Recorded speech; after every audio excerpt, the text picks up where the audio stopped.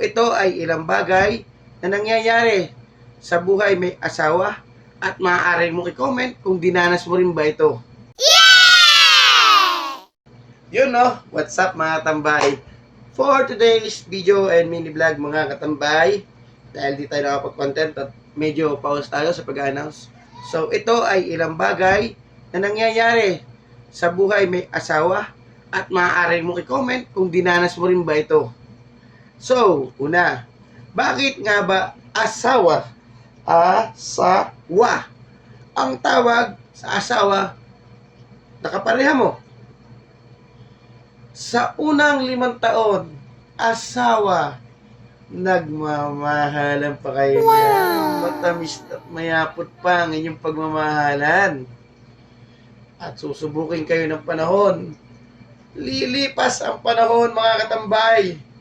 Yung asawa na tinatawag mo at mararamdaman mo na sawa. Magsasawa ka rin. Ito naman hindi ko sinasabi na sa lahat nangyayari, pero may mga ilang tao at i-comment mo kung ikaw yun, nakaka-relate dito sa sinasabi ko na dinanas nyo rin ito sa inyong samahan bilang isang mag-asawa.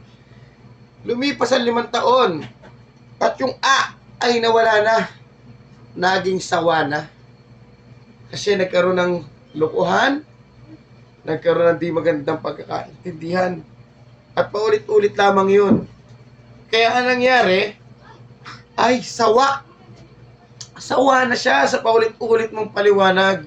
Sawa na siya sa paulit-ulit mong pagsusuri. Iyon mga katambay. Kaya naging sawa.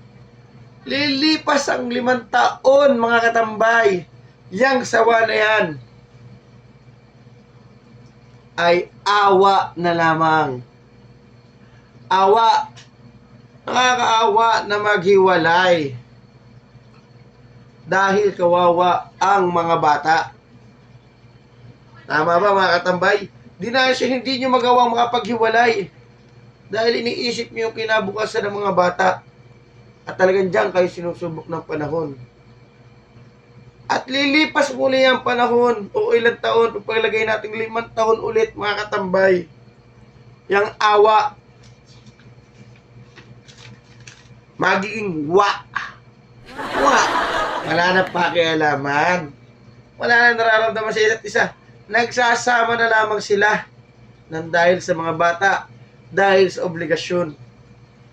Yan ay isang napansin ko lamang sa panahon ngayon mga katambay. Hindi ko sinasabing lahat ng pamilya ay dinadanas ito, pero ang ilan ay dinadanas ito, lalo yung mga nagiging broken family. Yang wa na yan mga katambay, wala na pakialaman, wala na pakialaman sila sa isa't isa. Kaya hanggat maaari mga katambay, ay ingatan ng relasyon. Pero kung hindi mapipigil ang panahon, yang wa na yan, may mas masama pa dyan na susunod. Yang wa na yan magiging wala na talaga. Ano lang, arayin ako na ang kasunod niyan. Kasi hindi na natiis ng isa at lalayo ang isa. At ang magiging kawawa ay ang mga bata. At yung na yan, pag lumipas ang panahon, magiging isang blankong papel na lamang mga katambay.